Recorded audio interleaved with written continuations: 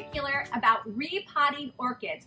Who doesn't love orchids? The only thing is sometimes we get a little nervous about them and think that they're hard to care for. They are not at all, and we get to enjoy those beautiful blooms for 3 months on our tables. So go for it. Here are 3 reasons why we would transplant an orchid.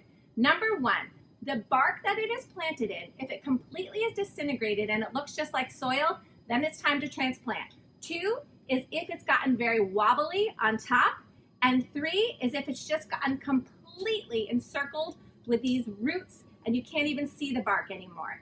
One thing that's really important is that I am holding an orchid here with no flowers. I know this doesn't look gorgeous, but this is when you transplant. Never transplant an orchid that has bloom on it because you will lose those gorgeous flowers.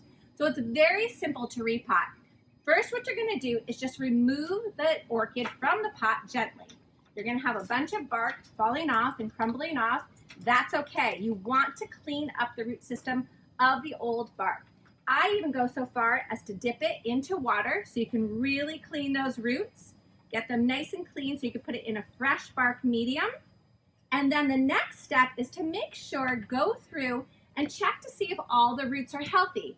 Sometimes orchids get these brown mushy roots on them and you can prune them right off. That is completely okay.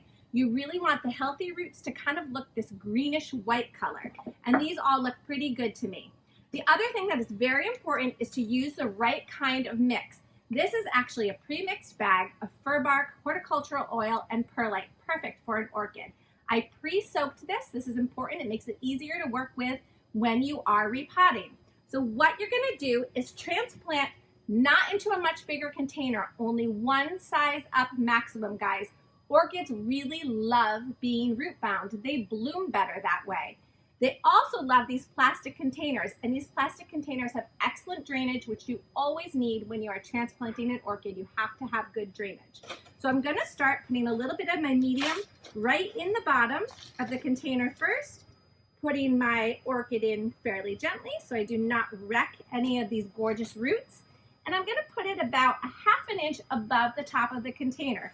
And then I'm simply going to start filling with this bark mixture that's been pre-soaked and is all nice and clean, and this will be a nice fresh start for this orchid. It is important that you have no air pockets when you are transplanting, so sometimes you can use like a little pencil or a dowel to really kind of pack this orchid bark down in around the orchid roots. And then don't be shy, you can press fairly firmly. In the interest of time, I'm just gonna go ahead and quickly do this, but use your thumb and really pack down the orchid bark. That is really important. And guys, it is as simple as that. Typically with a phalaenopsis orchid like this, you really probably only have to transplant about every 2 to 3 years. They love being root bound. And now that you've transplanted your orchid, put it in a bright sunny spot in your house, fertilize it 1 time a month, probably give it a good watering about once a week.